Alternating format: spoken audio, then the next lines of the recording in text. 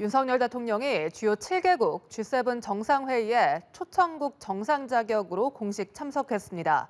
확대 회의 발언과 연쇄회담 등 숨가쁜 일정이 이어지고 있습니다. 일본 히로시마 연결해서 자세히 들어보겠습니다. 구하림 기자.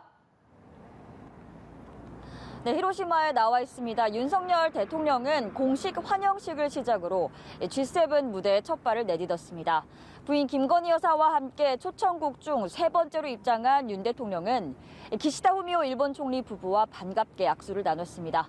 윤 대통령은 이어진 확대 회의에서 식량 위기나 에너지 위기 같은 전 세계적 어젠다에 우리의 기여 의지를 밝힌 것으로 알려졌습니다. 식량 취약국에 대한 지원을 확대하고 탈탄소 국제 규범을 만드는 데도 적극 참여하겠다고 할 것으로 보입니다. 회의 앞뒤로 양자 회담도 이어지고 있습니다. 오늘 오전에는 인도 나렌드라 모디 총리와 만나 방산 우주 협력 등을 논의했고, 이탈리아 조르자 멜로니 총리, 또 영국 리시 수넥 총리와도 경제 협력을 모색합니다. 네, 이번 G7 정상회의에는 우크라이나 젤렌스키 대통령이 깜짝 참석하며 관심이 집중되고 있는데요. 윤 대통령과의 만남 가능성도 있습니까? 정식 회담 여부는 불투명하지만 회의장 안팎에서 조우할 가능성은 있을 것으로 보입니다. 오늘 일본 정부가 젤렌스키 대통령의 참석을 공식 발표했죠. 조금 전 일본 언론에선 젤렌스키 대통령이 일본에 도착했다는 보도가 나오기도 했는데요. 젤렌스키 대통령은 미국, 일본, 인도와 정상회담이 예정돼 있습니다. 우리와는 별도 회담이 잡히진 않았다는 게 대통령실의 설명인데요. 만약 오늘 G7 정상 공식 만찬에 젤렌스키 대통령이 참석할 경우 만남의 가능성도 배제할 수 없는 상황입니다.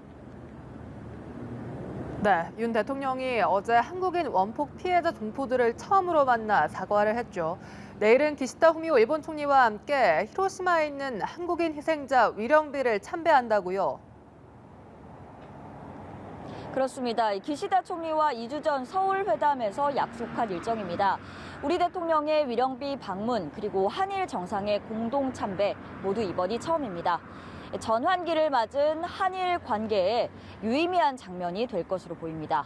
내일 한일 정상회담도 열리는데요. 2주 전 회담 때 합의한 경제협력 등의 후속 조치 점검할 것으로 보입니다. 또 반년 만에 한미일 3자 회담도 확정됐습니다. 한국, 일본이 미국을 거쳐 북한 미사일 정보를 실시간 공유하는 방안 등이 논의될 것으로 보입니다. 지금까지 히로시마에서 전해드렸습니다.